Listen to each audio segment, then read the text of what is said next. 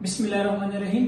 आज हम डिस्कस करते हैं स्ट्रोक पेशेंट के बारे में। स्ट्रोक पेशेंट में जिस तरह आप लोगों को पता है कि स्ट्रोक पेशेंट में रिहेबिलिटेशन कितना अहम किरदार अदा करता है।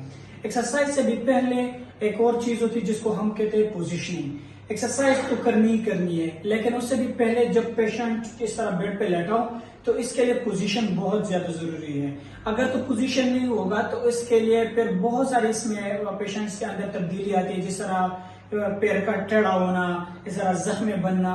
तो ये चीजें बहुत ज्यादा जरूरी है, ठीक है, कि आप उन चीजों को गौर करें। अब परस कर ये पेशेंट है हमारे पास और इनका लेफ्ट साइड पैरालाइज है, मतलब लेफ्ट साइड जो है ये काम नहीं कर रहा और राइट साइड ठीक है, तो पेशेंट हमेशा जो है ये राइट साइड की तरफ देखेगा।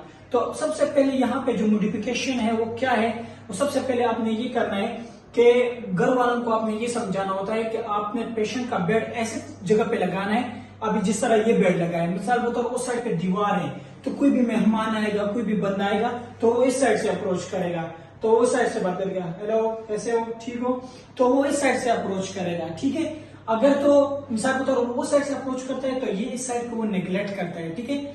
तो इसलिए आप लोगों को जरूरी यही है इसमें कि आप हमेशा कोशिश करके जो साइड पैरालाइज है उस साइड पे पेशेंट के साथ अप्रोच करें, ठीक है। फिर दूसरी बात, सबसे पहले आपने शोल्डर जो है, शोल्डर को देखना है कि शोल्डर जो है ज्यादा डाउन तो नहीं है, ठीक है। अगर तो डाउन है तो आप छोटा सा टॉवल लें और ये शोल्डर के नीचे आप यहाँ पे रखें ताकि ये शोल्डर जो है ये स्टेबलाइज हो, ठीक है।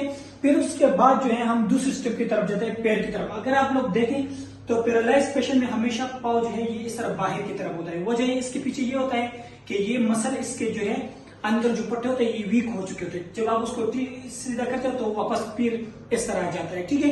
तो इसके लिए ये पोजीशन कैसे, इसके लिए मैं या तो आप टॉवल लेंगे या मैं अभी इसके लिए सराहना यूज करूंगा, ठीक है। तो इसके लिए सबसे पहले आप इसको इस तरह फोल्ड करेंगे और ये इस तरह उठाएंगे और बटक के नीचे इस तरह, बटक के नीचे आप क्या करेंगे, सराहना रखेंगे या टॉवल हो, टॉवल को रोल करके यहाँ पे रखना है और टांग को अब सीधा करना है। अब आप देखेंगे तो टांग बिल्कुल सीधा हो जाएगी, ठीक है। तो इस तरह इस पोजीशन का ख्याल करना है। वजह इसके पीछे क्या है, अगर तो पाँव इस तरह आधी हो जाए तो जब पेशेंट चलने पे आ जाए तो फिर पेशेंट कैसे चलेगा, फिर जब पेशेंट चलने पे आएगा तो वो फिर यूं चलेगा, ये पाँव इसका फिर बाहर होगा, रोटेट होगा बाहर की तरफ। तो इसलिए ये पोजीशन जो है बहुत ज्यादा जरूरी है। और हमेशा याद रखें कि स्ट्रोक पेशेंट में जो पारिश का मरीज होता है उसमें हर 2 घंटे बाद उसको पोजीशन दे, कभी उस साइड पे पोजीशन दे, कभी इस साइड पे पोजीशन दे, ठीक है। कभी सीधे लेटाए उसको और कोशिश करें कि पेशेंट को ज्यादा टाइम के लिए लेटा के ना रखें, क्योंकि जब आप लोग ज्यादा टाइम के लिए वो लेटा के रखते हैं, जब आप पेशेंट को उठाएंगे तो उसको फिर चक्कर आएंगे, उसको हम कहते हैं पोस्टल हाइपोटेंशन, तो फिर उसको चक्कर आएंगे। तो हमेशा कोशिश करना, जिस तरह ये देखो मैंने इसको यू पोजीशन में रखा है, तो कोशिश करने के इसको इस तरह सेमी फ्लावर पोजीशन में रखने, उठा के रखने, पीछे जो है तकिया शकिया रख के और उसको इस तरह बिठाना है। कोशिश करें कि पहले व्हील चेयर में, कुर्सी में भी बिठाए, अगर कुर्सी भी ना हो सके तो फिर बेड के पीछे जो है तकिया शकिया रखे और फिर पेशेंट को बिठाए। तो ये था पोजीशन के हवाले से।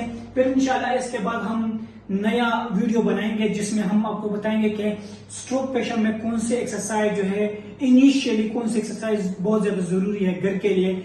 जब अगर आप लोग वो एक्सरसाइज करेंगे तो आप लोगों के पेशेंट्स के अंदर सख्ती नहीं आएगी, बाजू के अंदर, टांग के अंदर सख्ती नहीं आएगी। तो इसके लिए हम इंशाल्लाह अगले वीडियो बनाएंगे। जज़ाकल्लाह खैर।